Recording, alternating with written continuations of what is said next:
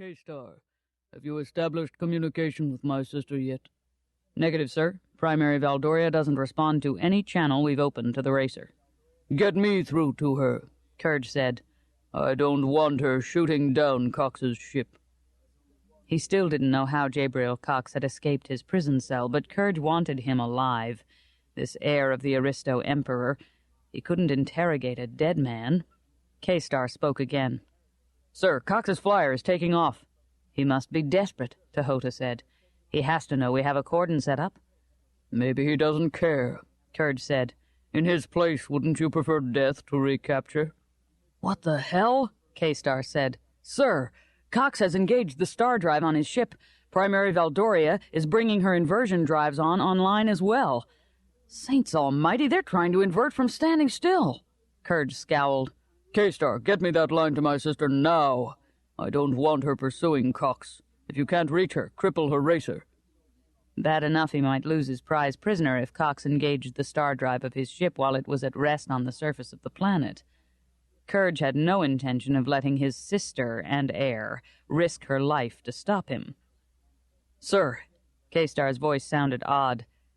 Both ships just melted out of real space. Courage stopped with Tehota at his side. Repeat that last. Both ships tried to invert, K-Star said. They disappeared, dissipated into nothing. Courage stared at Tehota. Speaking into his calm, he said, Find them. But even as he spoke, he saw his thoughts mirrored in Tehota's broad face. To activate its star drive, a ship had to be traveling at near light speed, far from the gravity well of a planet. As far as Courage knew, no ship that had tried otherwise had survived. Part 1. Exile. 356 ASC on the Imperial calendar. 379 EG on the Eubian calendar. AD 2259 on the Gregorian calendar. IE 5262 on the Ruby calendar. About 6275 on the Iotic calendar. Chapter 1. They spent their first evening of exile staring at the sky of their new world, watching the sea of stars. While the long sunset died, the two of them sat on the edge of a cliff, a laser carbine across their knees, the mountains rolling away at their feet. In the initial flush of their escape, Saz Valdoria had felt a rush of optimism. As a primary, one of Imperial Space Command's highest-ranking officers, she well knew the odds against evading a planet-wide cordon set up by ISC. That she and Jaibriol had succeeded exhilarated her. But as daylight waned, her adrenaline-provoked rush of euphoria faded. She glanced at Jaibriol Cox, suddenly unsure what to say to this man who, as of 1 hour ago, was her husband. Jaibriol turned to her. Perhaps we should go back to the cave, take shelter for the night.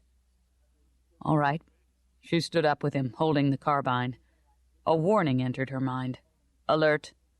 What's the problem? Saz asked. Bioelectrodes in her neurons converted the thought into binary and sent it to the optics-based node in her spine, using fiber optic threads that networked her body. Something is coming, her node thought. As Saz turned to the forest behind them, a map appeared in her mind. Her node accessed her optic nerve, and the map jumped out in front of her, a translucent image superimposed on the landscape. It had few details, given their scant data on this primitive wilderness, but a red triangle blinked in one corner. Estimated distance, 12 to 15 meters. Weight, 200 to 300 kilograms, her node thought. Predicted trajectory shown. A blue line appeared on the map. Unaware of her silent communication, Jaibriol stepped toward the trees. When Saz laid her hand on his arm, he froze, and she glimpsed an image in his mind, herself, sitting on a bed, smiling as she held out her hand to him. Then he flushed and raised his mental barriers. His mind became a fortress, unreadable and closed. Disconcerted, yet also flattered, Saz pulled back her hand. Something is coming toward us. He indicated the carbine. Can that deal with it? Possibly, but I'd prefer to conserve the charge. On her map, the red triangle stopped, then moved again, this time away from them. Path cleared, her node thought. Saz glanced at Jaibriol, tried to relax.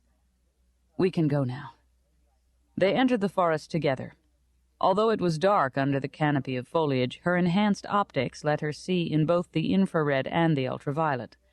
When she toggled her IR, the landscape smoldered in dim reds, and Jaibriol glowed in the colors of flame.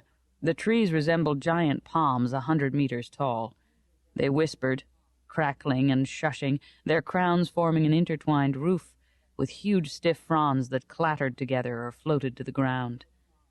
Fragrances drifted in the air, the delicate, bittersweet smells of unknown foliage and loamy soil. Jaibriol stumbled on an exposed root. "Sauscony," he said, "can you see where we're going?" She stopped, surprised to hear her full first name, and he plowed into her. Her nod toggled the hydraulics that augmented her skeleton and muscles, and she caught her balance with enhanced speed. Jaibriol pulled away from her, a flush of heat showing on his face. "My apology." "Saz," she answered. "What did you say?" She started to repeat Saz, then surprised herself and said, "Sauscony."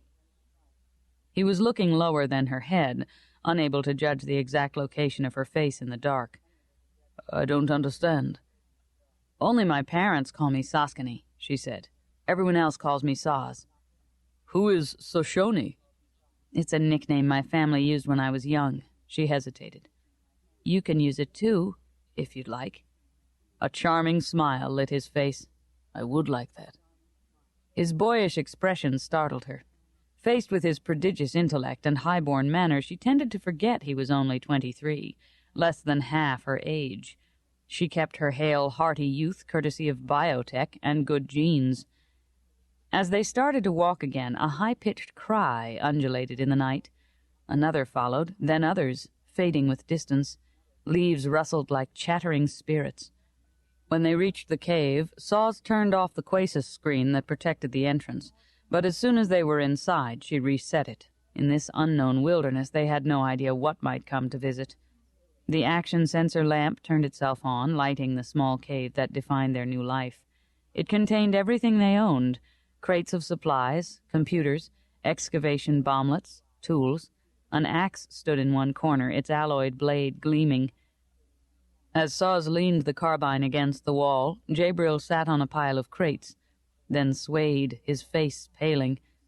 "Are you all right?" she asked. He sat up straighter. "Yes, fine." Quietly she said, "We have a medkit. I can help." Jaibriol exhaled, then nodded. As she unpacked the kit, he took off his shirt. She felt ill when she saw his bruises, welts, and scabs. Had his interrogators forgotten the Hallstatt Code of War? All 3 interstellar powers had signed the code: her people of the Skolian Imperialate, the Ubian traders ruled by Jaibriol's father, and the allied worlds of Earth. That his ISC questioners went so far beyond the humane forms of interrogation mandated by the code gave harsh reality to their fear and hatred of the traitor Aristos he represented. She cleaned his injuries, using a salve and a nanomed spray. Then she bandaged his back. As she worked, an odd sensation touched her mind, as if a clumsy hand had brushed against it. Chylotine inhibitors released, her node thought, reacting to what it interpreted as an invasive probe. The chylotine molecules attached to neural sites in her brain, blocking her reception of Jaibriol's brainwaves. "Cease block," she thought, but it was too late. He had already felt her cut him off. "I didn't mean to intrude," he said. "You didn't," she smiled. "I just need time to readjust."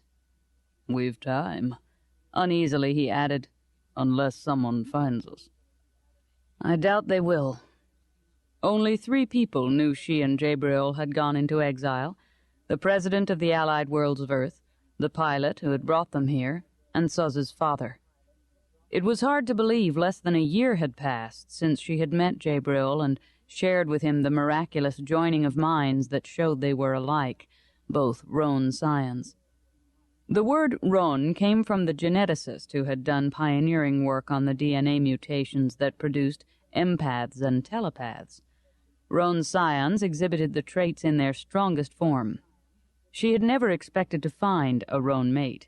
Healthy scions were rare, the Roan almost extinct. The only other known Roan scions were her family, the Ruby dynasty.